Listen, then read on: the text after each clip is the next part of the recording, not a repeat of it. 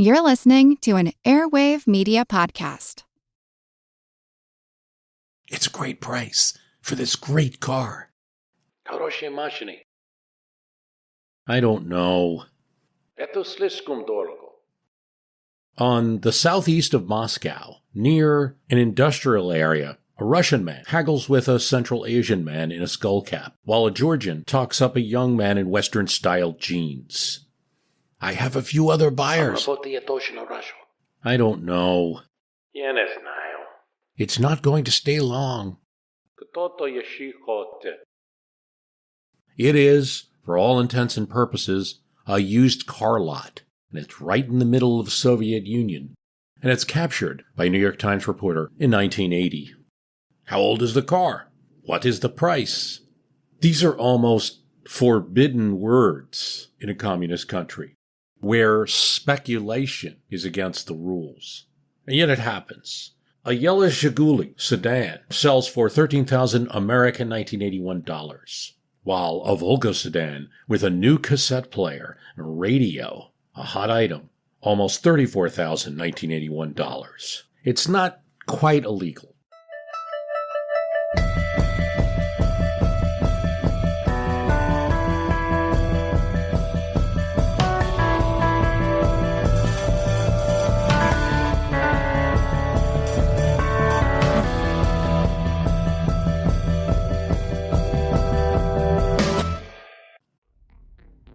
I want to take a moment to tell you guys about my podcast called The Team House. My name's Jack Murphy. I'm a former Ranger and Green Beret, and I've worked as a national security journalist for the last 10 years.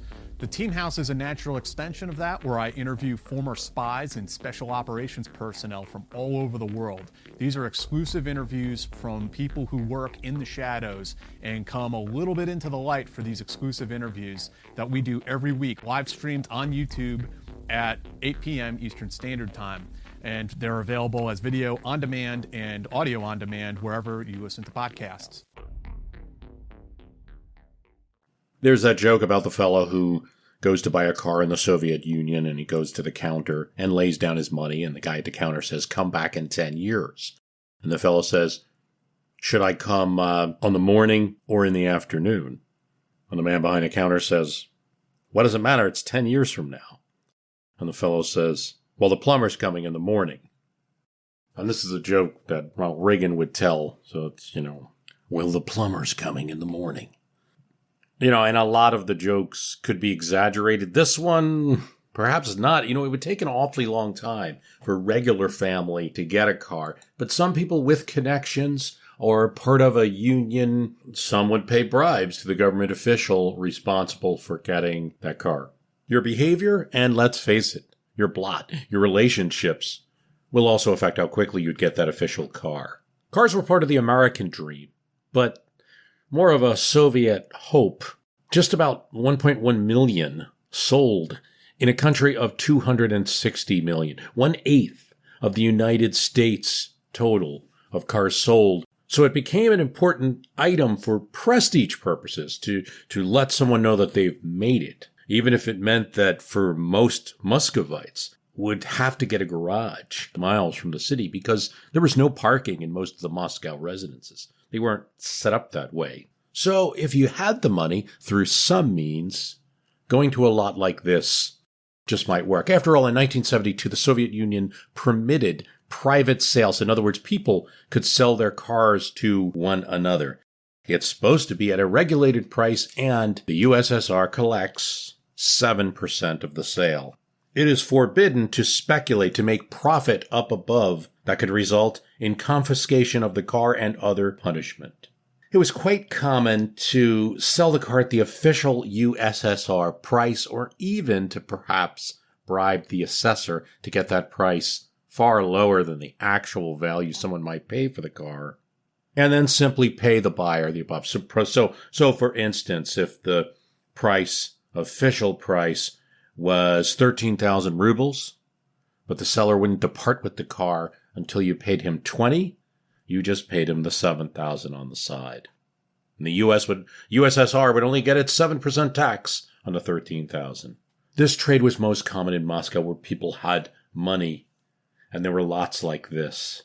Cars were not the only thing sold. Houses and flats, dachas, premium food, also pets. All of these things were hustled. I wish you to just live on your salary. That was the worst curse that someone could give someone else in Sovietdom.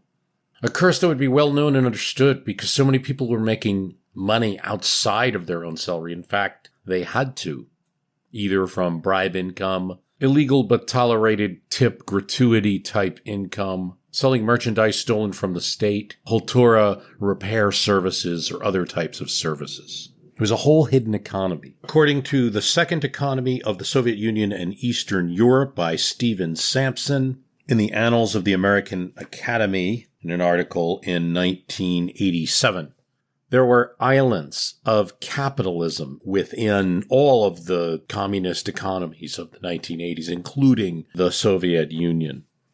And depending on where you get the estimates from, there's anywhere from a floor of 10% and a maximum of 50% of the income of people coming from these private sources of the economy. I mean, the floor that I have that's believable is studies of Soviet emigres into the United States, which are showing about a 10%. Hey, we're getting about 10% of family income from certain private activities. It could be they worked at a certain industry and got a illegal tip. They drove people around, kind of like a Soviet Uber service. Henrik Smith talks about one of the drivers for the Communist Party bigwigs who would spend so much time sitting around waiting for them at various dinners while they're drinking their vodka that he'd run some rides during that time. So depending on how you calculate it, there is an economy that's unknown to anyone existing in the world. And if you take just a modest estimate of, say, 25% of the 1980 Soviet GDP, you're getting about $250 to $300 billion, making this economy bigger than Mexico, larger than Brazil, larger than Switzerland's economy at the time, and almost equal to the economy of Canada, an island of capitalism. It was said that Soviet officials tolerated some amount of this private enterprise because it lubricated the standard economy. And according to Sampson's article, there's several ways that this happened. Georgia was replete, for instance, with these factories producing merchandise, say, above quota, or factories that weren't even supposed to be producing anything, but were, and selling private goods at private markets. It, and also areas of Russia, had private farms. And private farms were tolerated because without them, it's possible the population of the Soviet Union would not be fed. More than that, the official Soviet system, which deprived enterprises of materials, forced the second economy, because in order to get all the things you needed to make your standard quota, you'd have to pay extra. Where do you get the funds to pay extra? By selling things on the side. And there were fix-it brigades, carpenters, forest clearers that would sell their services to Soviet factories who needed to make their state quota. And we probably didn't get enough into it on the podcast. This was the real Soyuz. Hold back your labor. Take it out of the primary state economy. Put it into the second one. Sell the chocolates out the freight exit of the store. Or put more time into waiting in line for better stuff than you put into your work. This was the real system, which by creating an incentive to avoid legal underfunded transactions, fostered the world's largest unknown free market enterprise. With freelance workers, vodka dealers, black market millionaires, and cement thieves. They would make the news the few times they were caught. In 1980, 200 employees of the fisheries industry were arrested for smuggling caviar and calling it herring. The head of the fisheries had connections in the Politburo and did not get charged. Perhaps his friends liked caviar. Gasoline was almost expected to be obtained on the black market, almost alcohol as well. I didn't have room in 6 episodes to talk about so much.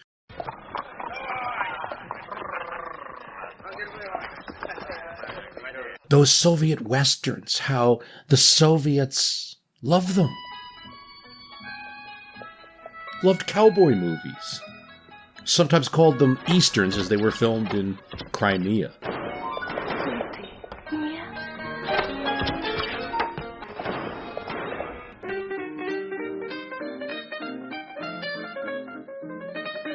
And that Soviet film festival where the party officials paid little attention to the winner who made the USSR movie that got the medal, but couldn't wait to see Last Tango in Paris.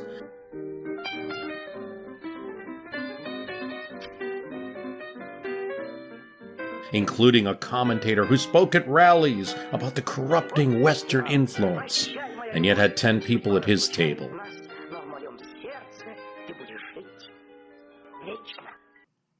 I never got to quote that KGB agent who told an American journalist who asked him if it was hard to recruit snitches.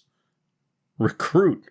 I had to turn away informers, people eager to get their boss's job.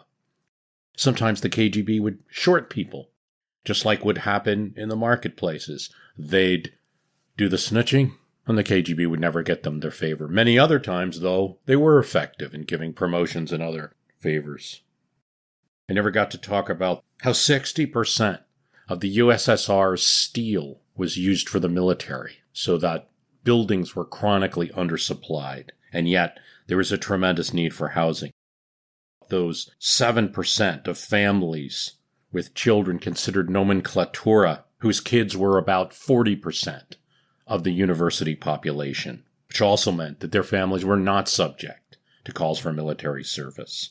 I never talked about that military service much, about how it was desperately to be avoided, that it was a grueling, hazing life to be a soldier in the Soviet army.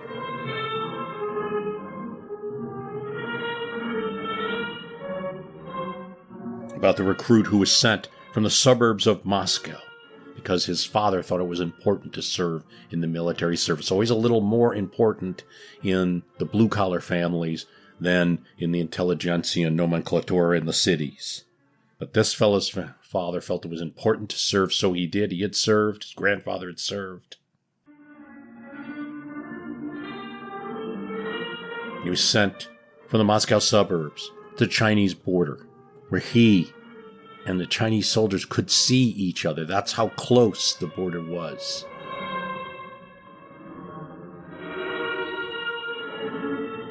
And it was nerve-wracking. Far from being settled, it was nerve-wracking. We would stare at each other and try to make sure that each other was on their guard. Couldn't wait to get out. The hazing, the stealing, the harsh treatment from the officers, especially the drunks. The lieutenant colonel who told a reporter that he was afraid of his subordinate. Why would you be afraid of your subordinate? He's a major, you're a lieutenant colonel. Well, he writes the political reports. He could send me to the sticks, and my wife would leave me. I didn't talk about the market rage, the market culture, about how many would go to the market prepared to fight for liquid sausage, for rotten cabbage, for spoiled fish. They feel subhuman, one said, going to the market, but if they do not fight, they do not eat. I didn't get a chance to talk about the protester who held a sign that said, "Give me Stalin, but give me bread." I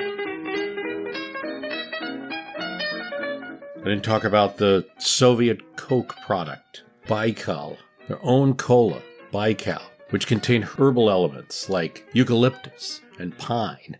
It was designed to counter the Western influence that they so worried about. But Coca-Cola was not the major soda brand in the Soviet Union. It was Pepsi that came first because the Pepsi chairman was good friends and a donor to President Nixon, who allowed his brand first entry into the Soviet Union. So Pepsi had a good presence.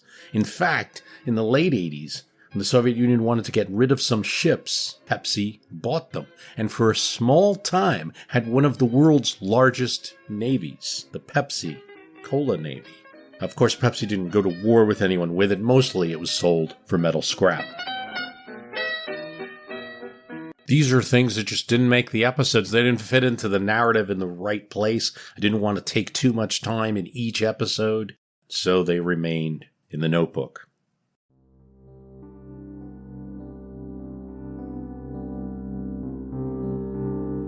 If you watch the show The Americans, you see the dilemma that the Russian characters, who are spies, living in America under a different identity, have with their children. See the dilemma they have with their children. Do they actually let them know that their life is a lie? And that's exposed in the series.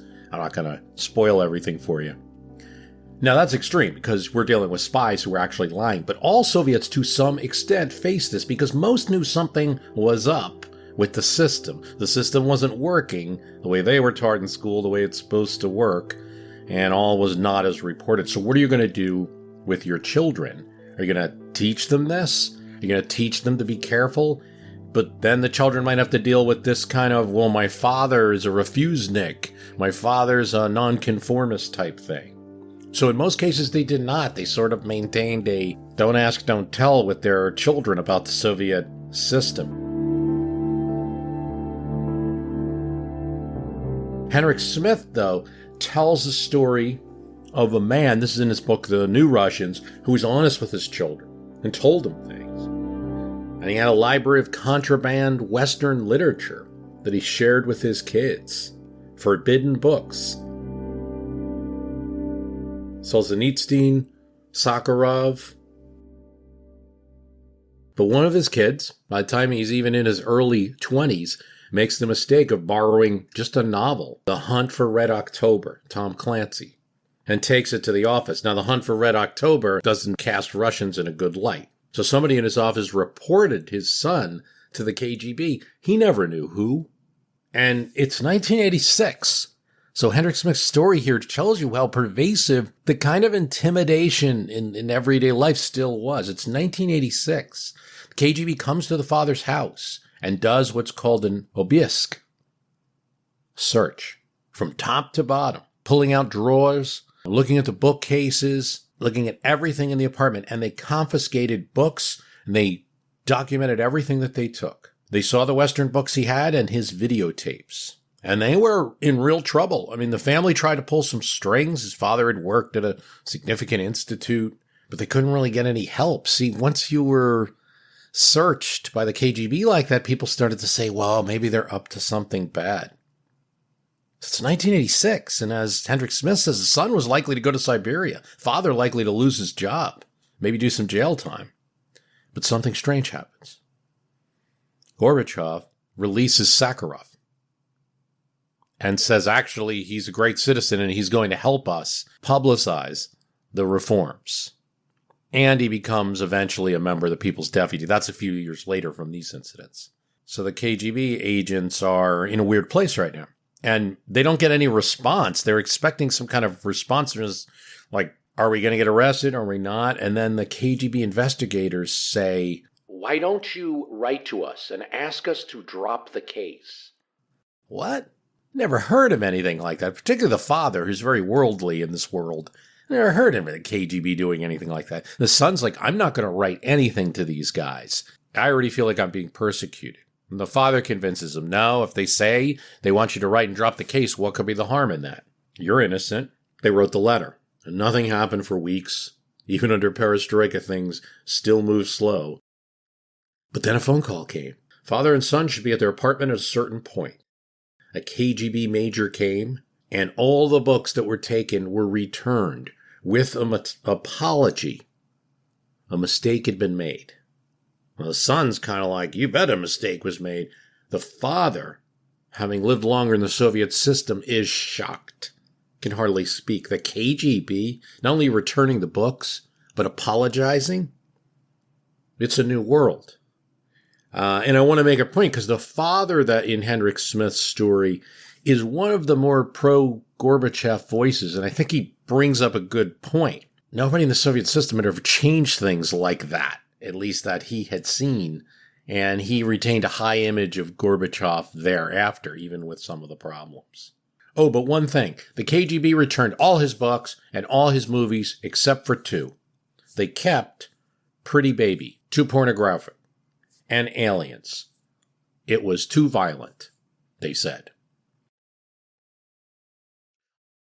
I didn't get a chance to talk about the former Soviet citizen who, upon leaving the Soviet Union after its fall for the first time, goes to Germany and sees a birch tree. And he had been told all his life that the birch tree was unique to the Soviet Union. It could only grow in the Soviet Union. And to his shock, there it is in Germany. I didn't get a chance to talk about the Soviet citizen who said this: if you live in progressive Western countries today, you have many attributes of the USSR in your hands. Modern life is rubbish. We don't need all this packaging. I lived in a country that practiced that philosophy 30 years ago. Have you seen people bragging a lot about not owning a car? That was the Soviet Union. Have you contemplated about the environmental cost of aviation? Soviets were reducing that cost every single day. Если друг оказался вдруг, и не друг, и не враг, а так, если сразу не разберешь, плох он или хорош, парня в горы тяни. If you have a new acquaintance and you don't know whether he's a friend or an enemy, take him mountain climbing. Take him mountain climbing. Take him mountain climbing. In the Soviet Union, you definitely had a cassette tape of Vladimir Vysotsky. Here's what the artist Regina Spektor, who lived in the USSR as a young woman, family moved to America in 1989, said about Vysotsky. He's still to this day one of my greatest musical heroes. I think he's one of the most talented and brilliant singers of the last century. Although he died in 1980, and I was born in 1980, I feel like I overlapped with him because he was such a part of my daily life in Russia. We couldn't bring a lot of things. We were very limited in our luggage. Everybody had like one outfit, but we had a ton of Vysotsky cassettes.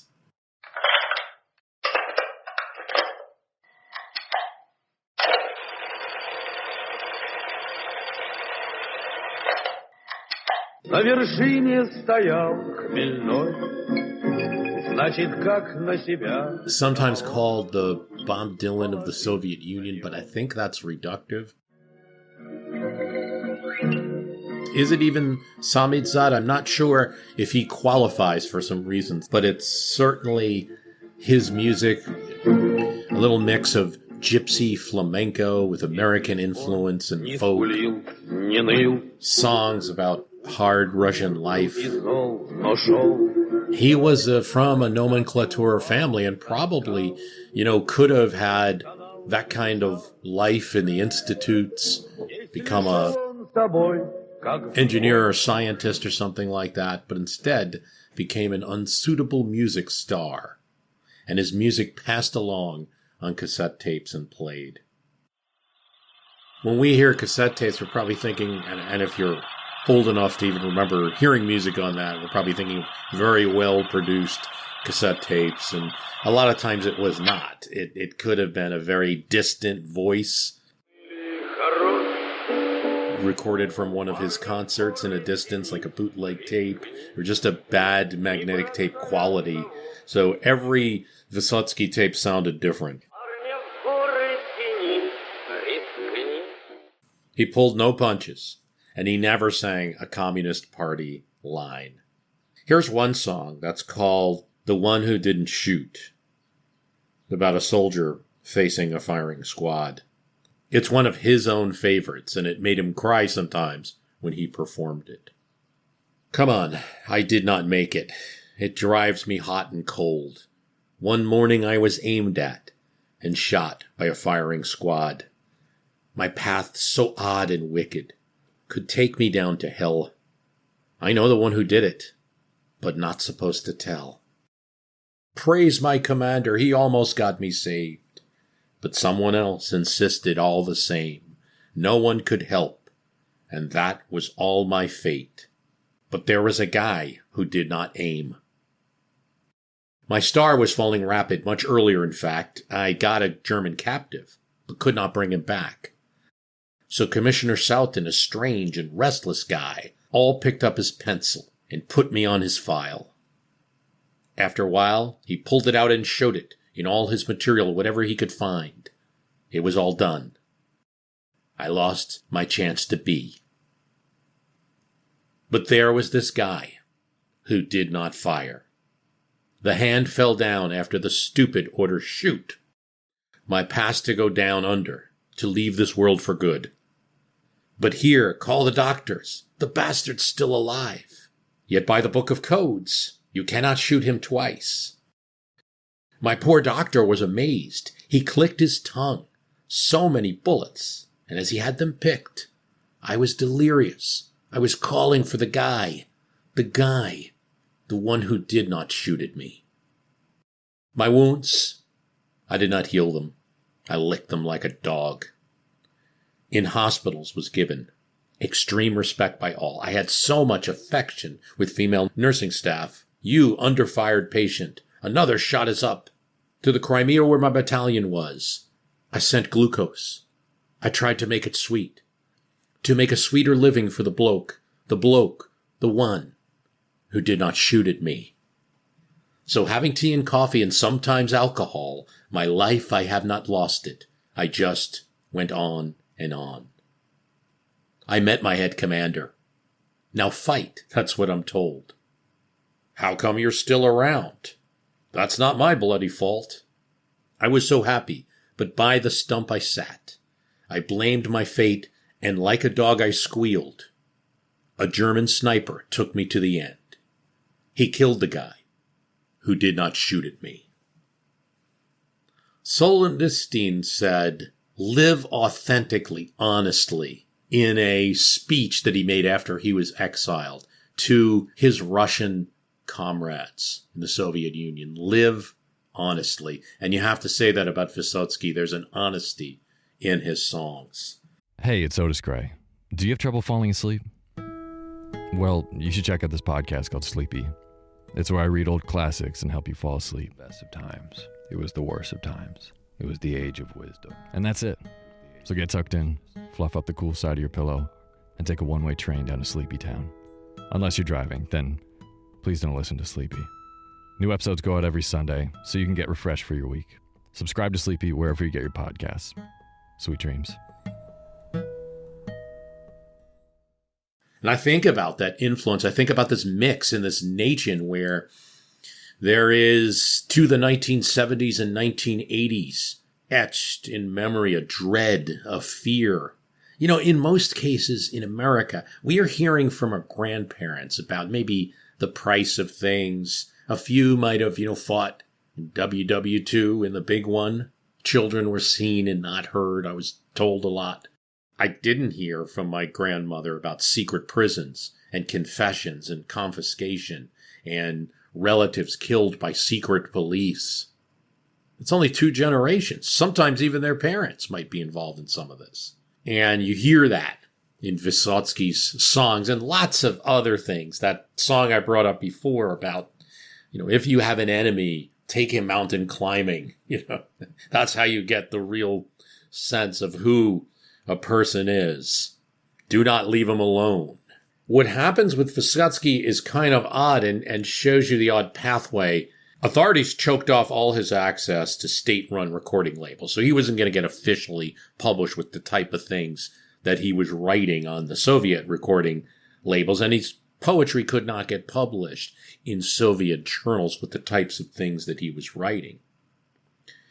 But Vysotsky reportedly had some fans among senior Russian officials who, just like everyone else, were listening to some of the black market music and some of the concerts that were performed. And so they sort of quietly looked out for him a bit. He had access to some perks that most Soviet citizens could only dream of. He got some funding. He got permissions to travel abroad. So he was living in Paris at different times and crisscrossed the world. He tried to get some recognition in the United States. That was pretty limited. His English was pretty poor. Here's how Regina Spektor describes it. He was extremely subversive. He occupied a fascinating place in the culture because he wrote extremely anti-establishment songs. But they're so witty and so entertaining that I think the establishment itself was just so entertained by him that he was in this uncomfortable position. He was also kind of a pet. He was just too good to be eliminated and stifled. But Spector's comments and the story of Vysotsky just kind of brings up the unique position of artists in the Soviet Union. And this concept that in his book, Alexei Yurchak at Berkeley, Everything Was Forever and Then It Was No More, talks about Vini, which is a way of saying outside, being on the outside. I don't know if there's English words that are going to work here well enough than just saying the Soviet word, Vini. Being in a context while remaining oblivious to it. That's how Yurchak defines it. So do we say fringe? Do we say somebody's like underground, somebody's goth, these things all have other meanings that I don't want to give. But what the main thing is, someone who's simultaneously part of the system and not yet following all of its parameters. As in a New Yorker article about a filmmaker, Dovlatov, who was an artist based in Leningrad, who never was a refusenik or a dissident or anything like that. He didn't talk about the Soviet state or anything like that, but he produced art, and it wasn't approved art. It was said of him, he did not struggle with the regime.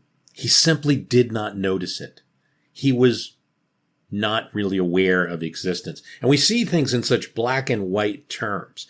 We got into this a little bit in episode 4 where Moscow does not believe in tears about some of these things, where you could be kind of, not totally compliant with the regime, but not being difficult either. And I think it is demonstrative as we look at things in this series, what we can learn from the relatively failed experiment of the Soviet Union, what things are like when you have a system of totalitarianism as opposed to a free and open place where people can speak. And that speaking becomes very narrow and defined, and what it is to be an artist becomes defined. And you're going to see that it's not just black and white, like people resisting out there with protest signs is somewhat suicidal in a situation like this. Yet that did exist in Russia. There were people constantly setting themselves on fire in Red Square during the time of the Soviet Union, and we would hear very little about it. But again, there's a whole group of people who are never on human rights watches or anything like that, but just resisted in their own way. Another concept that Yurchak talks about that I did not get into, the concept of the boiler room rebellion, if you will, Kachgarka, or the dvornik, or the storos, the boiler room worker, the street sweeper, the night watchman. People who took jobs that really only that didn't pay very much, maybe a minimal 70 rubles a week. Not much, just survive on maybe some canned food and stuff. But yet allowed them to have more time. A street sweeper might only work 2 or 3 days a week. The boiler room attendant is going to sit there and watch the boiler room, which is mostly functioning, and then fix whatever they need to when they do, allowing them lots of time for reading, for composing poetry, for thinking about what they're going to say at the next meeting at the cafe. And in Leningrad, they have these kind of bohemian cafes that are developing, and people are just simply talking with each other. And it's something I found fascinating. I didn't get a chance to talk about enough in the cast.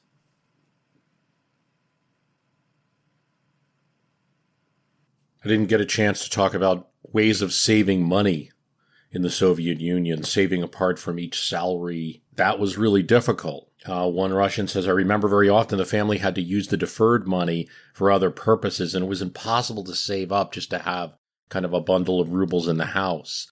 A better method was the rashroka, or the installment payment, a purchase in which the payment was broken into parts and paid for during a year. with a contract between the store and the enterprise where the buyer worked, so some amount would be taken out of their pay. Our family used this often for purchase. When the repayment of the purchase was completed, it was a family feast, because now nothing was deducted from the salary. Another method was more interesting, and it was just called cash. And a group of colleagues would gather in a team, and if there were 12 of them, they might agree that over the course of the year, each of them would give to the group 10 rubles from their salary, say. And then each month, that would be given to someone in the group. To determine the sequence of the receipt of the money, they cast lots. So thus, each member of the group once a year received a large amount of money from the cash. My mother participated in these games. So just to be clear, it's not a lottery, because it's just determining the sequence by lots. It's not a lottery. So you're going to get your money in one of those months. My mother participated in these games, and when it was her turn to get the money, it was a feast.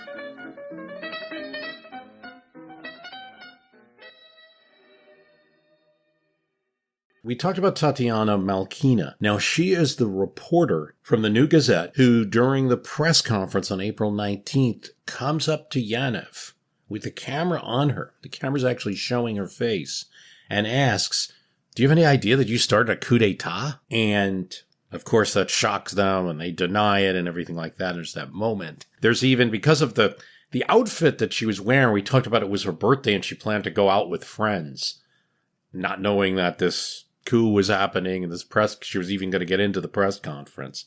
And so the joke was that she was the girlfriend of democracy. The rest of the story is that when she goes home that night, her mother is deathly afraid, has her pack up her things in a bag and prepare to leave Moscow because she feels she's going to be arrested.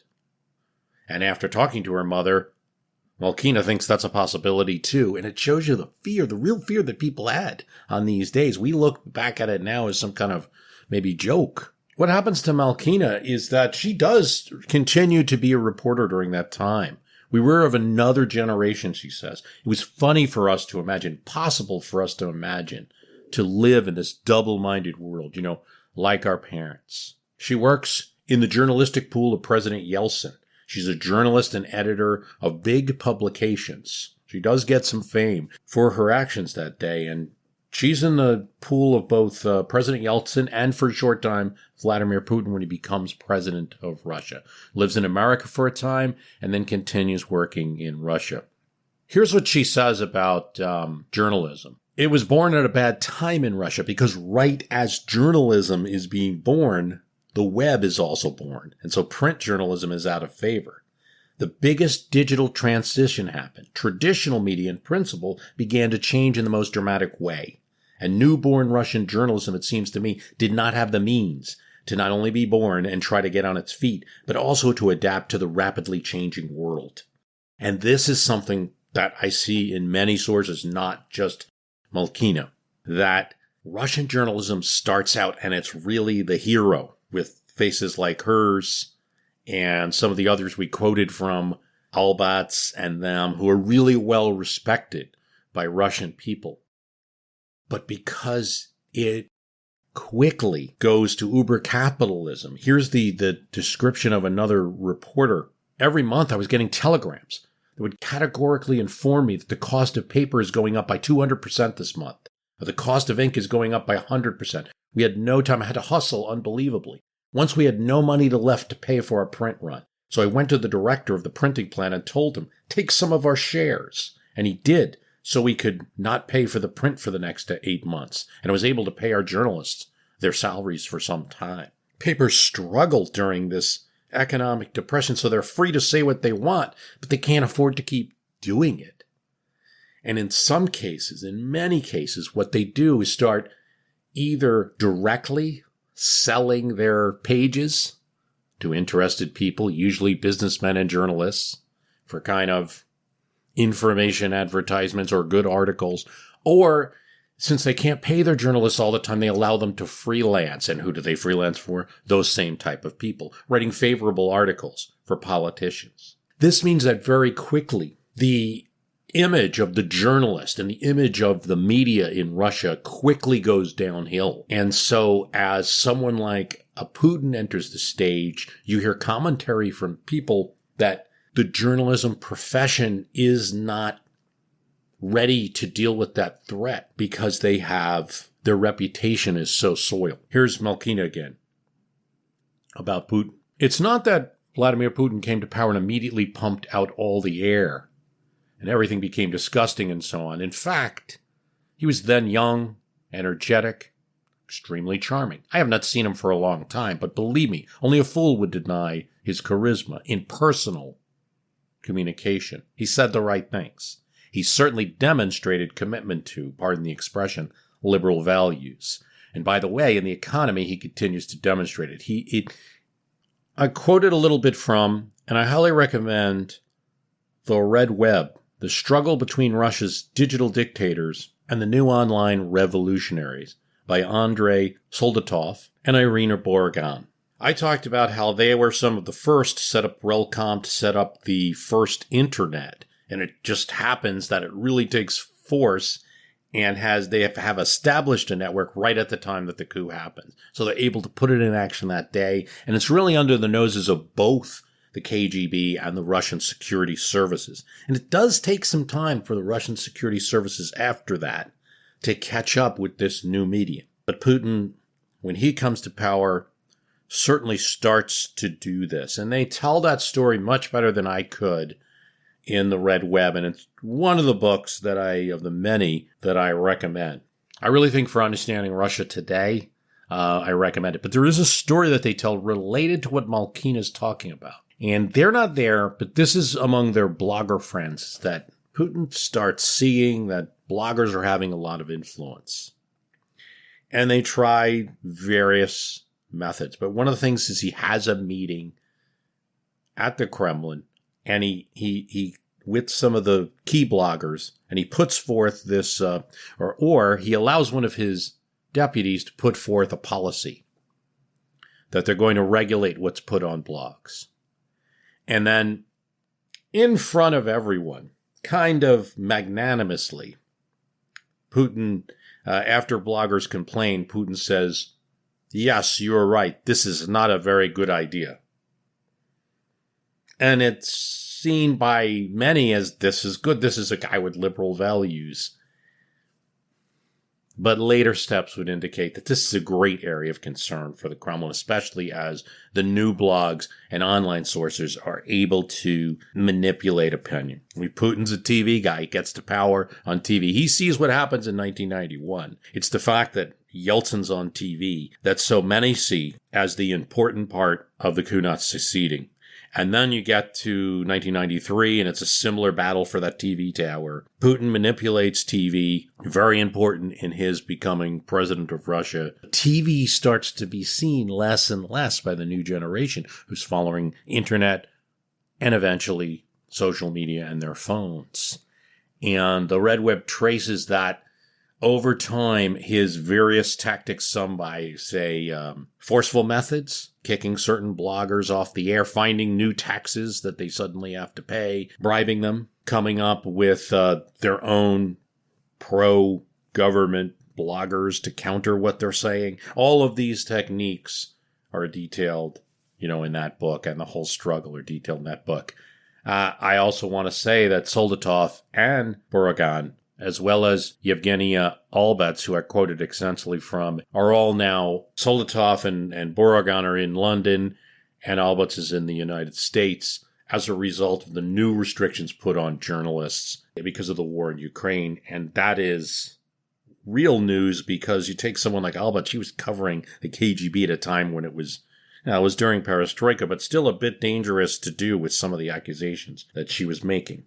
You see comments again and again from all sorts of people about how fast the coup was resolved. I even saw in Quora, a writer who was at the barricades, say, how could this have been resolved so quickly? And that's a great question to ask. What happened? Why did the coup not succeed? They had the media, they had the government for a little bit there. You had Gorbachev safely locked away. And let's go through all the standard explanations. And I think like in a lot of things, it's multivariate, and there's meaning that there is multiple reasons why the coup did not succeed. They controlled the media, but not well enough. They didn't lock it down enough. They did not isolate and separate the reformers in the country, starting with Yeltsin. My feeling is that had Yeltsin been kept at his dacha and deprived of his communications, just like Gorbachev was, that they would not have been able to succeed.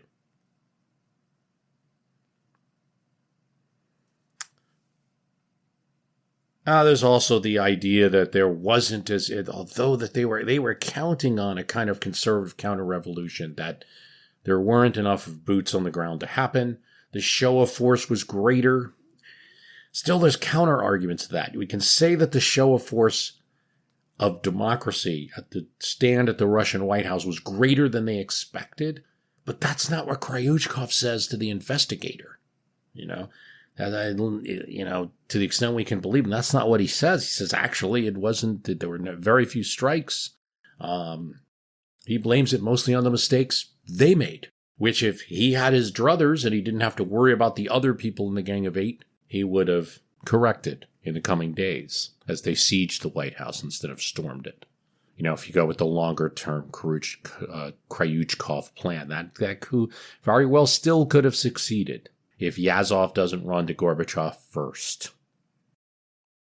But, and that leads to the other explanation, this is Stephen Kutkin and others, that the second echelon of people just didn't believe this Gang of Eight anymore. It has to do with the press conference being a failure, the fact that Kryuchkov isn't even there for the press conference and others are not even there for that press conference, that it's such a terrific failure, that these guys are a bunch of nincompoops, and the second echelon halted. In other words, all the deputies, all the people in the commands that actually had to do the work just said, I'm not going with these bozos. That's a very common explanation. Not only is it because they don't think these guys are going to succeed and that they're going to be in trouble in a society that doesn't look kindly on people who don't follow the rules, but also the second echelon may have wanted the first echelon's job. That deputy defense minister wants the defense minister's job, and you replicate that into the KGB, into the Interior Department, into the police, and all sorts of other things. Okay. Related to this, very important, is that after 1989, you start to have dual authorities with teeth. So the Russian president, Boris Yeltsin, is a title that has meaning now. This is an elected position. It's also the authority running the state government that has a separate power structure from the federal, if you will, USSR. And so if Yeltsin was simply a protester, even if he had charisma and he was a leader and he had people at the White House and all of that, it would have been meaningless if he didn't have power that made officials and particularly military take a step back and think about their actions before they moved. And so you had a situation when you look at the protests in August 19th and 20th, 1991, those are people coming out not just to protest against the state, but also to defend the state. And that provided mechanisms that weren't possible. All of these things. But I think you have to look at something else. Look at Tiananmen Square. That example is available to the Gang of Eight. It's available to Kryuchkov, Yanayev, Pavlov, and the others because it happened 2 years before. Mikhail Gorbachev actually is the driver of the Tiananmen Square event. This may not be known well, but it's Gorbachev's visit to China that starts student protests, which are pretty intense, and start shutting the city down. Then some of their parents and other middle-class workers start coming out. Tanks are called. They stand in front of the tanks. There's a standoff. The media, the Western media, is sent away. I remember watching it on CNN, and I remember the moment well. CNN covered itself being shut off and kicked out of China. And when the cameras were off, apparently have a few journalist sources, there was a massacre. How many were killed? We don't even know. It's banned to talk about in China, to talk about those events. In any case, what had happened is you had some of the military in China, particularly those around Beijing, that did some of the same things you saw in Moscow. They refused to fire on their own people. And the Communist Party met and made a decision that this is either life or death for the system that we have in China. We're going to have to crack down. And the USSR, they could not make the same decision. So there is some element here as to why the coup didn't succeed, that people running it did not want that level of bloodshed. Could have taken the Russian White House, could have cleared the square in St. Petersburg. It would have caused casualties, probably a lot more than the 14 killed in Lithuania earlier in the year. They simply weren't to do that. So, that's kind of supportive more of your Joseph Weisberg theories, like, kind of your Sting, do the Russians love their children too, kind of, they're people. They're not the kind of abstract animals that were presented in American media if you grew up in the time. I also believe that the Gang of Eight wanted to be popular, not popular abstractly, but they wanted to know that they were doing something that the people would rise up and support, because perestroika was failing so badly and the economy was so bad. And I don't think they had time enough to put that together. The deliveries of bread that were planned to fill Moscow's store shelves just didn't arrive at the right time. And all of this comes together. But the explanation that you commonly hear, that it's because of the resistance, I think it's just one factor. Yevgeny Albats has a great quote that while 50,000 people were at the Russian White House at the night of the 20th going into the 21st, another 9 million Muscovites were laying their head on pillows. Is it really because of that the coup failed? If you enjoy bizarre true stories, then the Useless Information Podcast is the podcast for you. For example, did you know that author Robert Louis Stevenson gave his birthday away? Or that there was a football team that played for 6 years before someone realized that the school never ever existed? Or that a dog in upstate New York was once placed on trial for murder? Well, to hear these and hundreds of additional fascinating true stories from the flip side history, be sure to check out the Useless Information Podcast. That's the Useless Information Podcast, podcasting worldwide since 2008 and available on Apple Podcasts, Spotify, or wherever you're listening right now. Be sure to check it out. What's something you learned in history class that you feel wasn't the whole truth? Better yet, what's something you didn't learn at all that was omitted completely? That's what I'd like to call redacted history. I believe that all history, no matter how good or bad, needs to be told. There are wars, massacres, battles, and entire historical events that are just not in our school's history books. Have you ever heard of Mary Bowser? I didn't think so. My name is Andre White, the host of the Redacted History Podcast, the place where history's forgotten events, heroes, and villains get their story told, one episode at a time. So come huddle around the campfire with me and get ready to hear the stories that you were robbed of. And get comfortable. We're going to be here a while. The Redacted History Podcast. Real history never dies. Stream the Redacted History Podcast on Apple Podcasts, Spotify, or wherever else you get your podcasts. We included that quote from the guy that was, in the Ural Mountains that said, "We don't care about the people at the Russian White House here. I'm glad, they're phony patriots," that kind of thing. So I just think, is there one explanation? No. But all of these things have a little bit of truth. But because it's so easy, it leads to a lot of, you might say, conspiracy theories about, was Mikhail Gorbachev really involved? A couple of folks like Ligachev and Lubyankov, the Speaker of the Supreme Soviet, we talked about, it was kind of the double crosser, and Pavlov in years following, after he's released, will fuel the speculation that Gorbachev actually knew all about this coup and just let it happen. There's even stories that, he said he didn't have any communications, but there are some people who received phone calls from him, and there's conflicting stories there. And, okay, he wasn't prevented from leaving. He was prevented from flying. He wasn't prevented from leaving. He had his bodyguard. What kind of coup would they leave a 36-person bodyguard with him? You know, again, a lot of discussion about that. I tend to believe, for the most part, Gorbachev's account that he was not permitted to leave and all of that he wasn't free to act, and his communications were down, and he had no knowledge of this coup.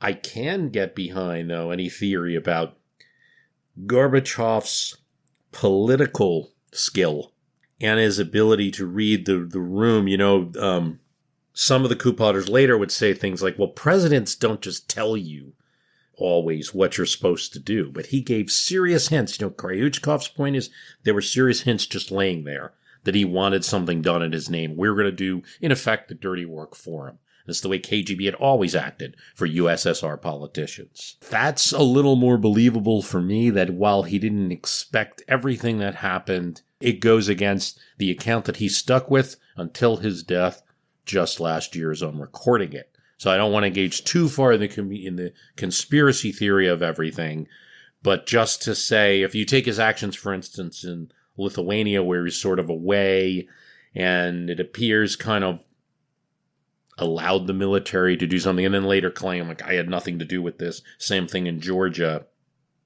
It fits into that pattern, except in those instances, though, they did not physically cut off Gorbachev.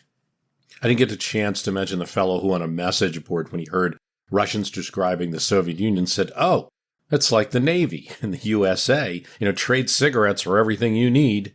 I worked in the print shop on a U.S. Navy ship. We often exchanged services with other compartments after regular hours. If a guy needed some training documents because he forgot to ask enough for the deadline and he had to hand out those documents tomorrow, he'd make us a couple pizzas. That was quite a treasure on a big ship.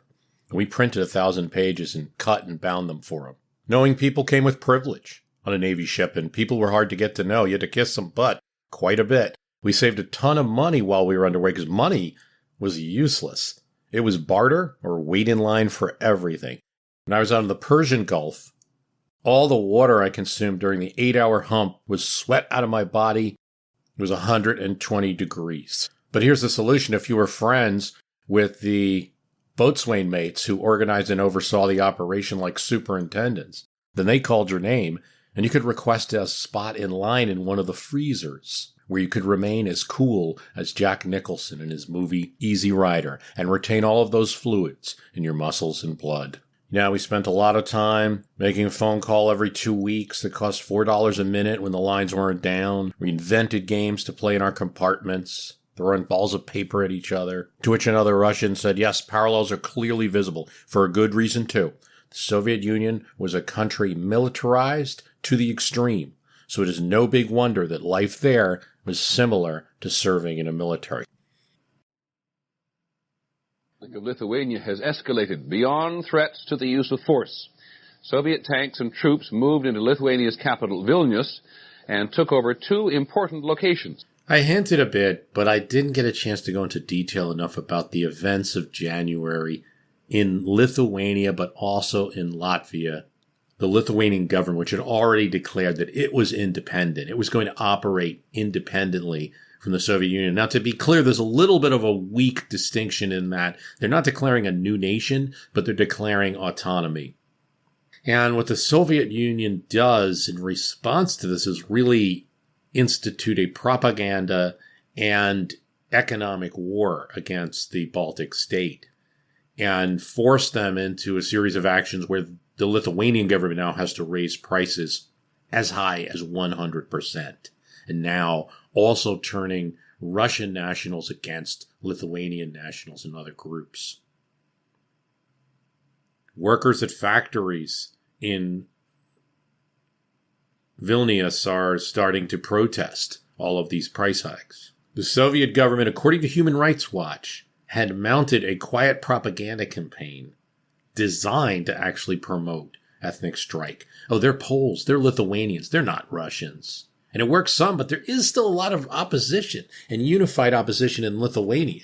The kind of thing that we're seeing in Ukraine now, where a lot of Russian-speaking Ukrainians or those with a Russian background are on the side of the Ukraine government.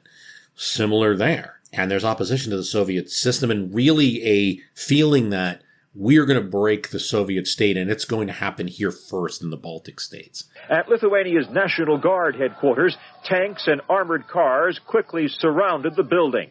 Again, gunfire. When we asked a Soviet tank commander why they had attacked, he said, "We needed to." So the events of August 19th, 1991, many people refer to this as a dress rehearsal. Beginning of January, the president, Landsbergis, calls upon independent supporters to gather around and protect the main government, the infrastructure buildings, and the TV station. The TV is the center of mobilization. It's January 8th and 9th that special Soviet military units are flown to Lithuania, including Alpha Group, and including paratroops of the 76th Guards Air Assault Division. On the 10th of January, Gorbachev addresses the Supreme Council, demanding a restoration of the Constitution of the USSR in Lithuania, the revocation of all anti-constitutional laws.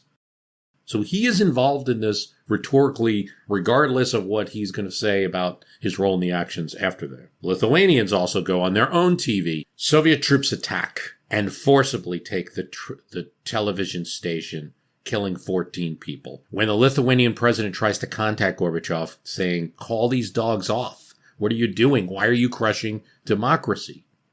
He is told that Gorbachev has gone to bed and could not be disturbed. One sobbing woman feared for her daughter trapped inside the printing house. "It's Gorbachev," she told us. "Now you see the man you gave the Nobel Prize to." Today in the TV tower in Lithuania, and it used to be outside of it where the events occurred, there is a monument of 14 crosses. Actually 13 crosses, because 13 Lithuanians were killed and one Soviet soldier was shot in friendly fire. A seamstress, 3 college students, high school student, a factory worker, shopman, a locksmith, metal worker, were all among those killed. Now, following the initial attacks, huge crowds now show up in Vilnius, and you get 20,000 during the night and 50,000 in the morning. The same type of crowds that you're going to see in Moscow gathering around the Supreme Council building, just in the way they gather around the Russian White House. So really, when you look at this, this is training for what to do. Over in Riga, in Latvia, they're going to build barricades so that tanks can't get in. After the tens of thousands of people are protecting the government buildings in Lithuania, the Soviet troops retreat. And Gorbachev claims, Kryuchkov claims, nobody ordered this. The troops just magically appeared. There's also a propaganda film that is made. And there they call the defenders of Lithuanians, of the Lithuanian government, fascists and Nazis. And they're able to produce it awfully quickly, this propaganda tape, even though materials are hard to come by in the Soviet Union. What happens after that? The Lithuanian, Latvian, Estonian governments maintain their autonomy and independence, their declaration of that, up until the events in Moscow and Leningrad in August 19th and 20th, 1991. During this time, a significant event happens when Iceland declares that it will actually recognize Lithuania. This is well before the United States does anything like this, and is the first foreign country to recognize their independence. So I don't think we got a chance to talk enough about, really everyone says it's the dress rehearsal. For the press in the Soviet Union, Interfax, the only news wire service not controlled by the government or the Communist Party, was kicked out of its offices in Moscow. Interfax is looking for new ones. And a popular television program has been canceled. It was called Viewpoint. It was a mixture of political satire and anti-government commentary. And I think the Moscow defenders learned from it. And when we talked about there were people who were directly in Lithuania that were now in Moscow participating in the barricades in front of the Russian White House. Kyrgyzstan. We didn't get a chance to talk about Kyrgyzia, now a country called Kyrgyzstan. So Kyrgyzia couldn't be farther from Moscow yet it plays a small role that we didn't get a chance to discuss. It's a republic that's smaller than South Dakota, about 200 square miles. About 5.5 million people live there now. Mostly it's mountains. It's dominated by a range of mountains called the Tian Shan, known in Chinese as the Celestial Mountains. So this is a country that borders China on one of its sides. Its president, Akayev, condemns the coup immediately. He's a product of the democratic movement of Kyrgyzia. He installed committed Democrats who were very appreciative and supportive of Yeltsin in his key cabinet positions in the republic. There were still old guard communists in the country and still many Russians speaking in the country that he had to deal with. So the State Emergency Committee does attempt to relieve him of his presidency, but it's not successful. They don't get around to it and they don't have force to make that happen. Kyrgyzstan is going to declare its independence right after the coup event, and they're going to be part of the new CIS, and one of the factors in the dissolution of the Soviet Union, because they've got no interest now in continuing with Moscow after the coup.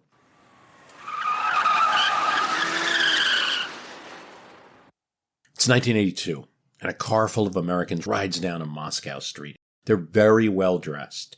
2 men and presumably their wives, and one of them has a birthday cake. One of the wives is carrying a birthday cake on her lap. It's obvious that they are leaving for a party. Or so they want the Soviets to think, because the Soviets are constantly watching the U.S. Embassy building, every car that comes in and car that comes out. They want them to think this is just a birthday party that they've arranged in an apartment in Moscow. It's the 7th Directorate of the KGB that handles surveillance, and Moscow is to use the parlance of CIA agent Tony Mendez in his excellent book, Moscow Rules. Moscow is categorized as a denied area, a country with such strict internal security that foreign intelligence agents dare not contact informants in person. That means it was crawling with KGB agents, watching the moves of foreigners. There's a small CIA station in the U.S. Embassy, and they have a lot of trouble operating because they're constantly being watched. And yet they have people that want to give them things, certain, like at this time in the 1980s, for instance, certain surface-to-air missiles that the Soviets had, the U.S. wanted information on it. And there were people in the Soviet Union willing to compromise because mostly they didn't have to be paid to cooperate. The CIA was mostly ideological. They didn't think the system was working anymore. They needed a change, or they wanted peace. And the best way to get peace is to give a leg up to the Americans. So yeah, I'm going to take a little picture with a little camera and show you these surface-to-air missiles. I mean, some of the intelligence of this unit and the excellent work that Tony Mendez, his wife Jonah Mendez, who also is a co-author of the book Moscow Rules, did, enabled the U.S. Air Force to change some of the design of planes and to save money that they were spending on certain models and divert it to others that would be resistant to these surface-to-air missiles. To make that happen, you're going to have to talk to sources, or you're going to have to do a drop-off where you drop off, say, a note, and the person knows to pick it up there. Either way, if you're in a total tail situation where anything coming out of the U.S. Embassy where the CIA station is going to be watched, you can't do either. You might as well meet with people because it's just as dangerous as leaving mail for them and then having those KGB agents see you leave the embassy, see you put the envelope into a spot in a park, say, and then see the person, just happens to be a person from one of our nuclear institutes grabbing the envelope. So what do? You have to dodge that surveillance. And so they do this. At a certain point, the car that the 4 Americans are driving in stops, and it does a few evasive maneuvers to lose the few cars behind them who are following at a bit of a distance. They don't want to be too tight to make it obvious. They lose them for anywhere from 10 to 30 seconds. That's all they need.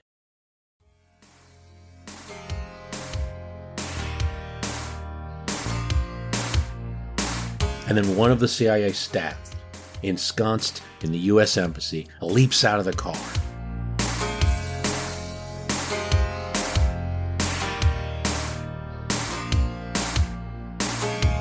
And something else. The station chief's wife she puts the cake on the passenger seat where the agent had been sitting, and voila, it inflates. And in his place now is an inflatable dummy.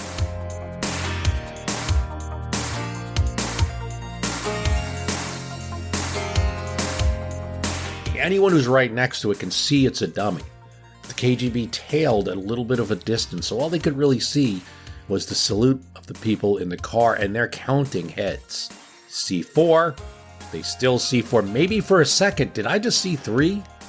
No, it's 4. And they would use these deceptive games and then also disguises. So the agent that's now on the street, taking care to find a place where there is no one around, is already into his Russian uniform. He's looking like an older man who could have been, could have fallen down to the sidewalk and is now getting up. And the disguise is so good, he walks right past the surveillance cars as they drive and follow the main car. That was called Jib or Jack in Box. They even brought magicians in to find ways to just sort of lose their surveillance. Very good disguises. Jonah Mendez is a master of disguise. She once appeared at a White House meeting as a different staffer, just to show President Bush, first President Bush, that this could be done.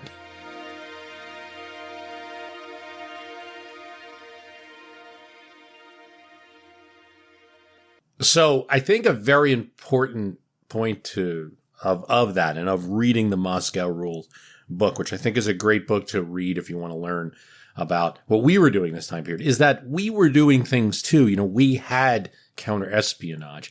They talk a lot about what Russians are doing currently and, are very suspicious, rightly so. I mean, they spent their lives watching an embassy that was watching them, watching surveillance methods, watching a very heavy and intrusive secret police, and watching a kind of hostile relationship between the embassy and host country.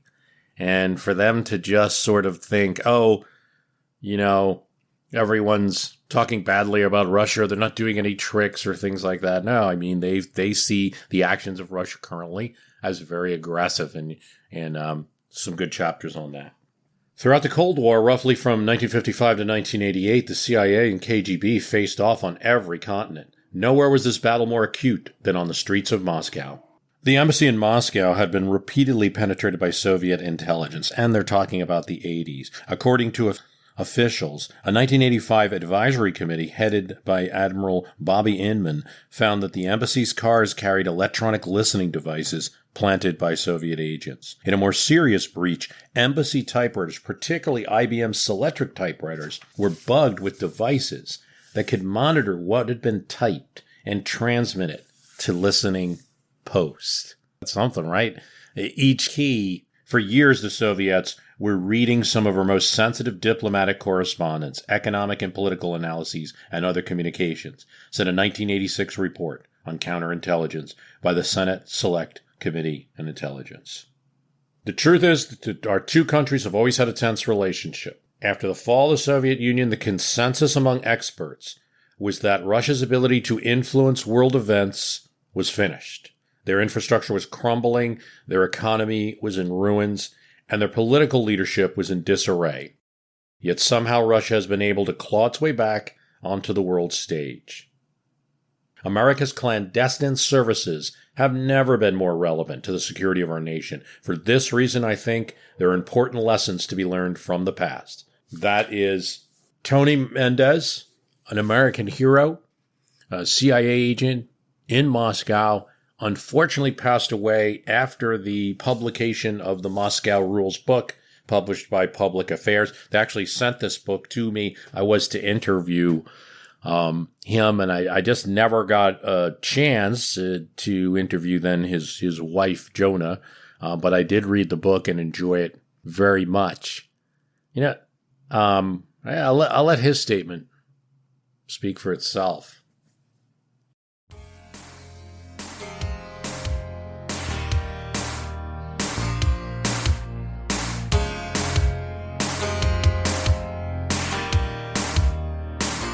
I hope you enjoyed this extra notebook episode. I hope you enjoyed the Fall of USSR series. And look, if you can you recommend the podcast to someone else, that'd be great. If you can subscribe on iTunes, that would be great. Every subscription helps there. Can you tell someone about this podcast so they know? And if you want to support us financially, there is the Patreon. And also remember to take that listener survey. The instructions are on the website at www.myhistorycanbeatupyourpolitics.com. That helps us to gain more advertisers, helps the show. I want to thank you for listening.